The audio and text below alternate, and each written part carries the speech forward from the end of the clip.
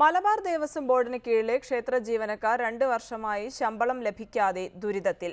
ശമ്പള പരിഷ്കരണവും സർക്കാർ സർവീസിന് സമാനമായ ഡിഎയും നൽകണമെന്ന് കോടതി നിർദ്ദേശവും ഇതുവരെ നടപ്പായില്ല.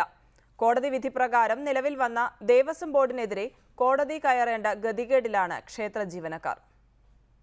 1994 ജൂലൈ 21 ഹൈക്കോടതി division bench Malabar Devaswom board രൂപീകരിക്കണമെന്ന വിധി പുറപ്പെടുവിക്കുന്നത്. തിരുവിതാംകൂർ, കൊച്ചി ദേവസ്വം ബോർഡുകളിന് സമാനമായ സേവന വേതന വ്യവസ്ഥകൾ മലബാറിലെ ക്ഷേത്ര ജീവനക്കാർക്ക് ലഭിക്കണമെന്ന ലക്ഷ്യമായിരുന്നു വിധിക്ക് പിന്നിൽ.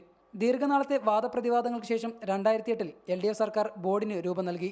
എന്നാൽ ശമ്പള പരിഷ്കരണം ഇവർക്കിന്നും കിട്ടാക്കനിയാണ്. ഇപ്പോൾ 2016 എത്തി നിൽക്കുമ്പോഴും അതേ വേതന വ്യവസ്ഥകളാണ് ഇപ്പോഴും പിന്തുടർന്നുകൊണ്ടിരിക്കുന്നത്.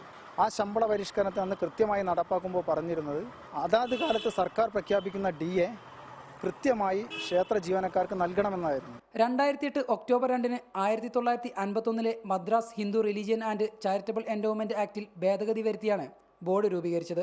ആക്ട് ഭേദഗതി ചെയ്തെങ്കിലും നിയമവ്യവസ്ഥ കൊണ്ടുവന്നില്ല. അതോടെ ദേവസ്വം കമ്മീഷണർമാർക്ക് അമിത അധികാരമായി.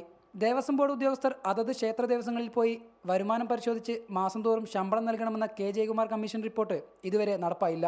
കാടാമ്പുഴയിലും മലബാർ ദേവസ്വം ബോർഡിൻ്റെ ആസ്ഥാനത്തും ക്ഷേത്ര ജീവനക്കാരും സംഘടനാ പ്രതിനിധികളുമായി ചർച്ച നടത്തി. അതിൽ വാർത്താമാധ്യമങ്ങൾ, ദൃശ്യമാധ്യമങ്ങൾ അന്നത്തെ കമ്മീഷൻ പറഞ്ഞത് 15 ദിവസത്തിനകം ഈ റിപ്പോർട്ട് സർക്കാരിന് കൈമാറുമെന്നാണ്. കോടതി വിധിയുടെ അടിസ്ഥാനത്തിൽ രൂപം കൊണ്ട മലബാർ ദേവസ്വം ബോർഡിനെതിരെ കോടതി കയറിയിറങ്ങേണ്ട ഗതികേടിലാണ് മലബാറിലെ ക്ഷേത്ര ജീവനക്കാർ. ബോർഡ് രൂപീകരണത്തിന് നേതൃത്വം നൽകിയ സർക്കാർ തന്നെ അധികാരത്തിൽ തിരിച്ചെത്തിയത് തങ്ങൾക്ക് ഗുണം ചെയ്യുന്ന പ്രതീക്ഷയിലാണ് മലബാറിലെ 3000-ഓളം വരുന്ന ക്ഷേത്ര ജീവനക്കാർ. കോഴിക്കോട് നിന്നും അനീഷ് ശിവദാസ്, റിപ്പോർട്ടർ.